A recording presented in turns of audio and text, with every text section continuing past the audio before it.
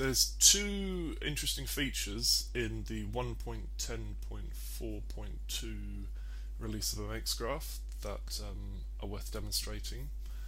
They are zoomToRect in the mxGraph class and the curves functionality for edges.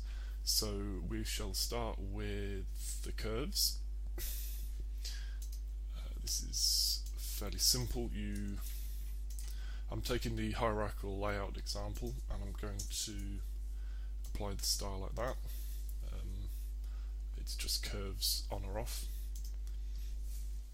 So we save it, and this is a server that's serving my local project, and you can see the edges are curved. I'll switch that off again so you can see the difference.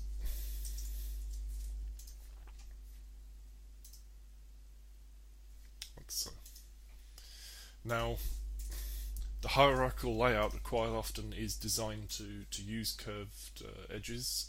We're going to need to do a little bit of tuning to get it to work exactly. You can see that the arrows look a bit wrong, and you'll also get some instances where if you have a very shallow line, it'll probably clip the edge of the vertex, so we'll have to deal with those conditions, and we'll do that for the next release.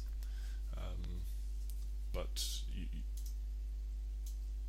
you can grab control points of the edge in the normal way,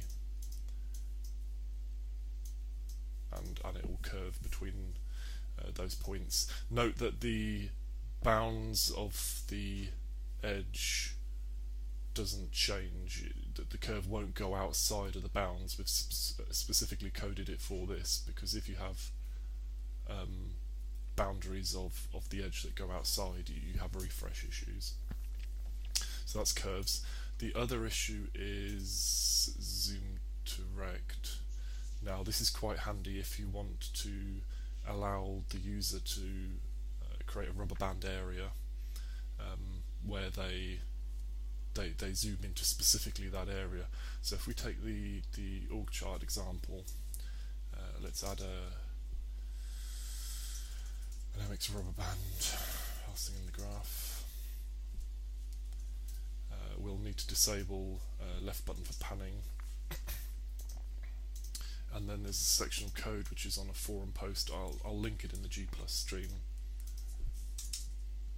which is that, which basically on the mouse up of the rubber band passes the selected rectangle to zoomToRect.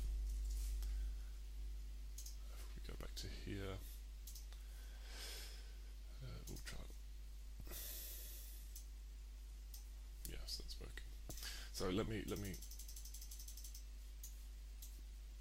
extend the org chart now. If your selection is roughly the same shape as the screen, you will see pretty much the area you select, like so. If we go out, obviously there are a couple of boundary cases in both dimensions. If you do that, for example, we can't zoom by different amounts in the two dimensions. So what that will do is, to the left and the right of that selection area, it will pad out so that the selection matches the screen aspect, like that. And the other case is if you do it the other way around, it will pad the top and the bottom so that it matches the client aspect.